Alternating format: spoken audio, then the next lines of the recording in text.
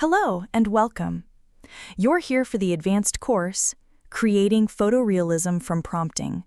Over the next 4 comprehensive sections, we will master the art of crafting photorealistic images using advanced AI prompting techniques. We'll go from understanding the core principles of what makes an image feel real, all the way to implementing professional workflows. We will cover the 3 pillars of this craft: photorealism, advanced prompting, and a deep AI understanding.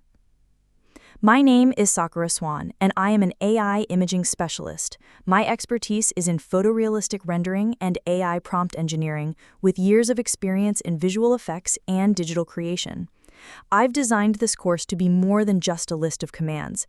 It's about equipping you with a deep, intuitive understanding of the craft through practical demonstrations and hands-on techniques. By the end of this course, you will understand photorealism and its key components. You'll be able to master text-based, visual, and hybrid prompting techniques for predictable, high-quality results.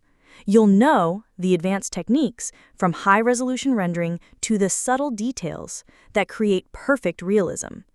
And finally, we will explore the practical applications and ethics, covering real-world use cases, future trends, and the principles of responsible creation. Let's begin. We'll start with Section 1, Understanding Photorealism. This is all about building the foundation.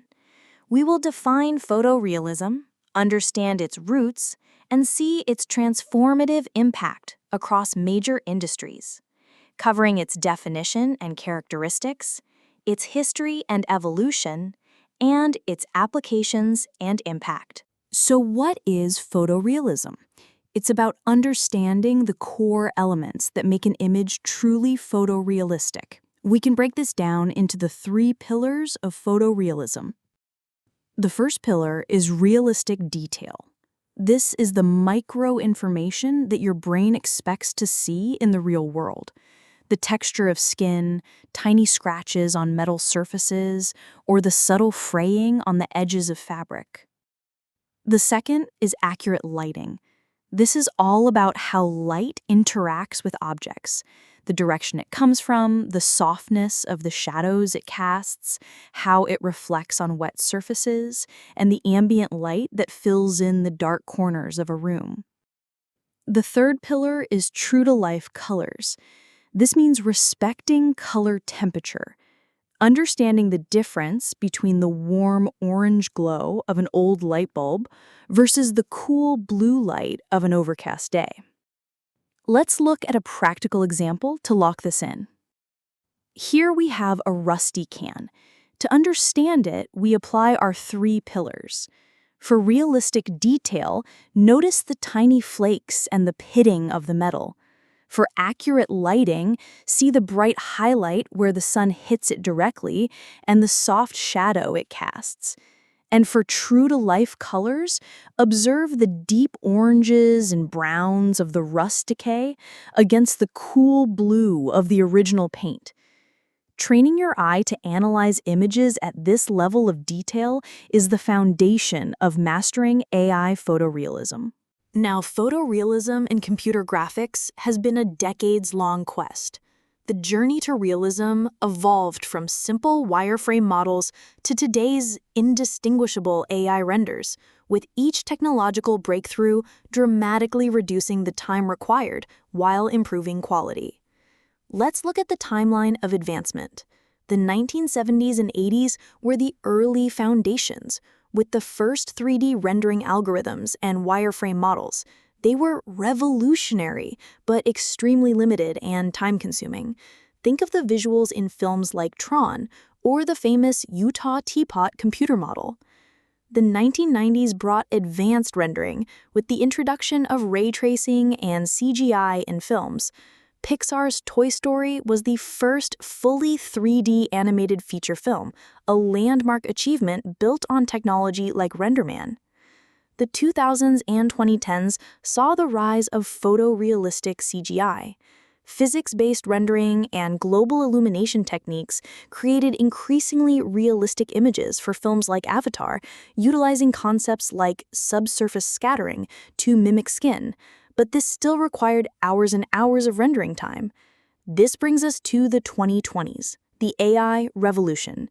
Generative AI and diffusion models like DALL-E, Midjourney, and Stable Diffusion can now create photorealistic images in seconds, from simple text prompts, democratizing access to high-quality imagery.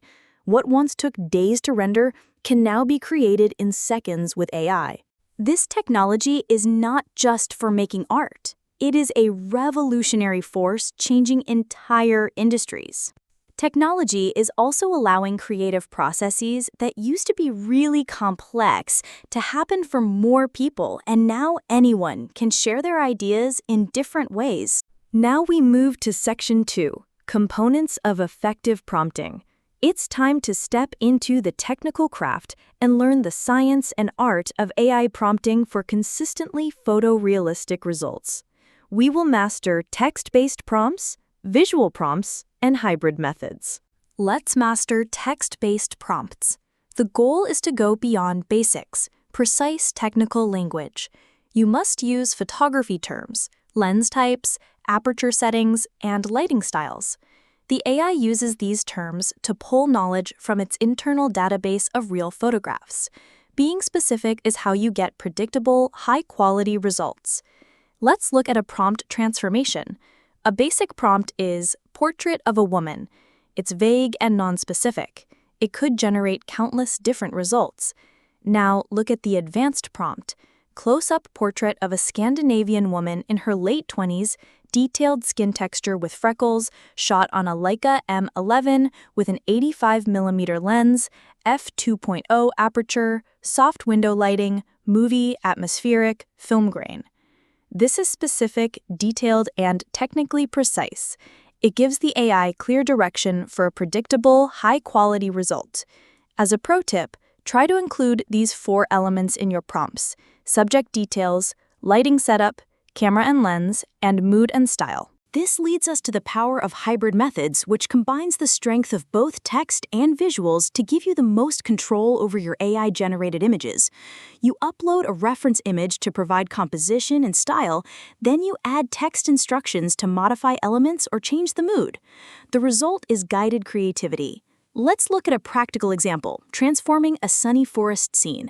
Our reference image is a bright sunny forest. Our hybrid prompt is, using this image as a style reference, change the scene to a foggy, mysterious night with moonlight filtering through the trees.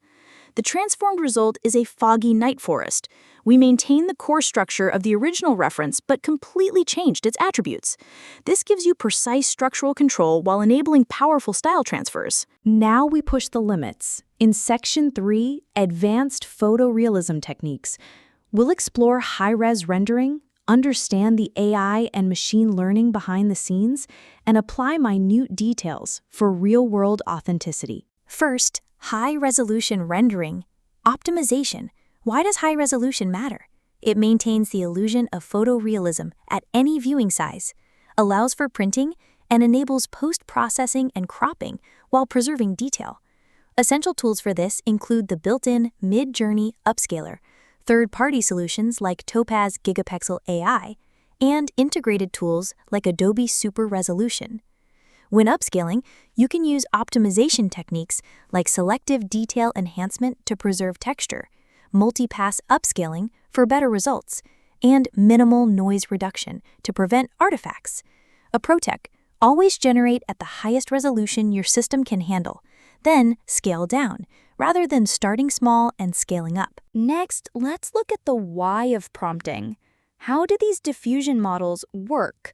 A text prompt input goes into the AI processing model, which has been trained on billions of images and text, and it produces a generated image. The AI doesn't truly understand concepts. It maps statistical relationships between elements in its training data. This is why photography terms matter. When you use specific terminology, you're tapping into the AI's knowledge of real photographs. For example, in the prompt, portrait shot with 85mm lens at f.18 aperture, soft natural lighting Kodak Portra 400 film, the 85mm lens implies a shallow depth of field, the f.18 aperture implies background blur, and the Kodak Portra 400 film reference implies a specific color profile. Use this to your advantage by being specific and referencing real equipment. Film types, lenses, and cameras all impact how a photo looks, so use these terms to your advantage. However, do not copy specific photographs or photographer styles. It's better to use generic terms and focus on describing the look you want. Finally, we enhance realism with the most important secret. Reality is imperfect. We add the subtle details that trick the human eye. This means specifying surface textures and material properties, like brushed metal or weathered skin. It means adding environmental effects, like subtle haze or lens flare. And it means adding imperfections, the final 1% that makes all the difference, like subtle dents, small scratches, or minor asymmetry. Let's add imperfection to a prompt. A basic prompt is a photorealistic image of a knight's helmet. It gives you a generic shape. But an advanced prompt is a photorealistic image of a knight's battle-worn steel helmet, subtle dents and scratches, non-reflective matte finish, a hint of rust in the crevices, dust particles visible in the air, captured with a macro lens to show texture. This gives you a detailed character with realistic imperfections.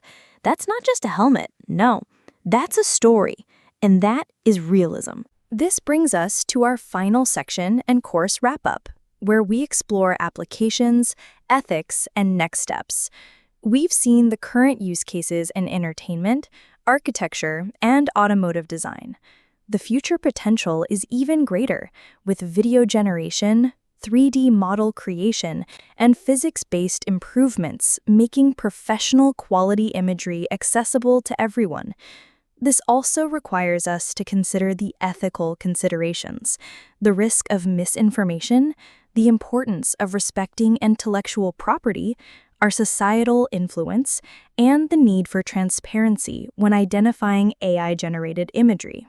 So, let's review our course conclusions. You are now capable of mastering realism, understanding its foundational elements. You have learned prompt engineering, crafting precise, effective prompts. You have gained technical depth, understanding the AI technology behind generation.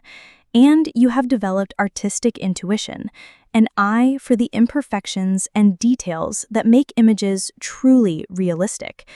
Your journey continues. Take what you've learned here and experiment. Be bold, be curious, and continue to push the boundaries of what you think is possible. Thank you for joining me.